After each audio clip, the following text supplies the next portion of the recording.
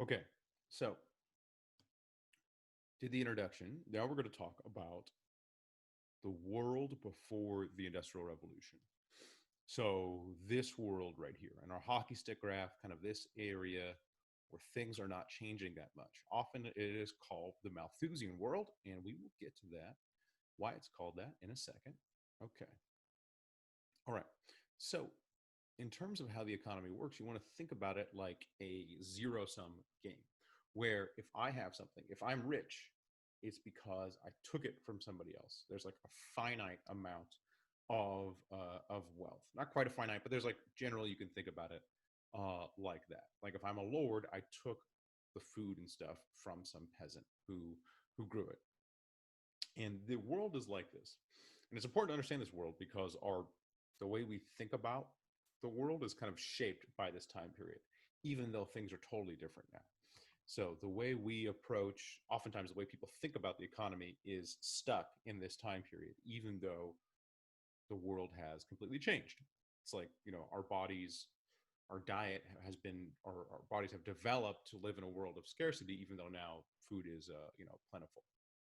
Um, okay, and so really what's going on here is there's only one resource, land, or there's more than one, but this is the main resource is land. And so this also kind of describes the political dynamics where countries are at war with one another or societies are at war with one another because the only way you can get richer is to get more land. All right, and this is the world. This is the world before the Industrial Revolution. And the person who accurately described it was this guy Malthus, Thomas Malthus, and has the unfortunate distinction of essentially publishing his ideas, which accurately describe the world prior to 1800.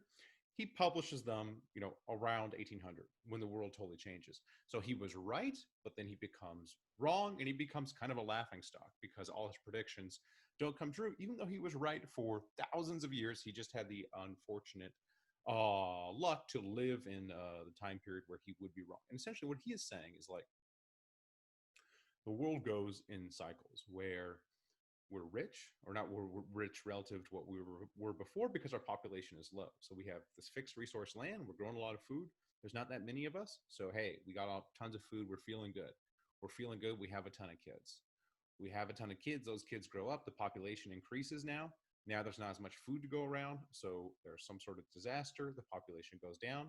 Okay, now the population goes down, we're rich again, we've got a lot of food for all these people, and so it goes in this cycle.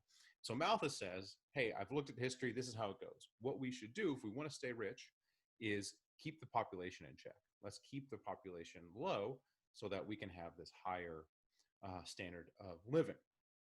Okay, it's even reflected in the popular literature of the time. Scrooge from the Dickens novel Christmas Carol is essentially based on Malthus, or the ideas are reflected in Scrooge. All right.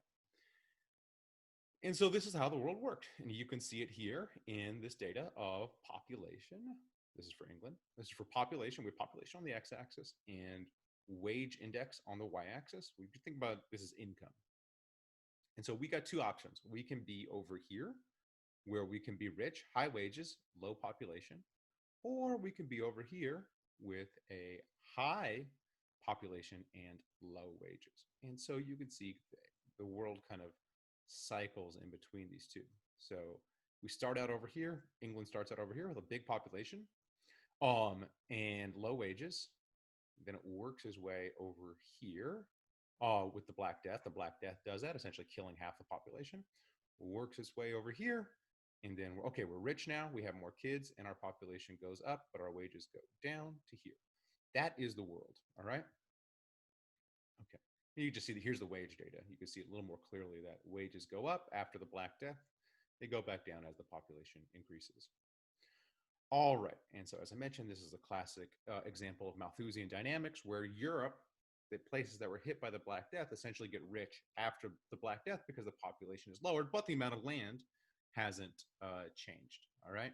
This big old block quote, which I'm not going to read, is essentially, you can see it in the writing of the time where the lords are really mad that they have to pay the peasants more because there's less peasants. So it's like now the peasants have some bargaining power, and the lords are like, man, I got to pay these guys so much more money. Come on, help me out, king. Put some wage controls in. All right. Now, good thing for us is we break out of the Malthusian trap, or England is the first to break out of the Malthusian trap, where they get growth. So here we have growth in population and growth in wages. And this is the modern world where the population can be going up, and incomes can be going up as well. So we break out of this world. We break out of this Malthusian world where it's a zero-sum game. The world is a zero-sum game. If I got to be rich, I got to take it from you. All right. This is basically Game of Thrones world. And we break out of that. Now, I can be rich, and I didn't take it from somebody else.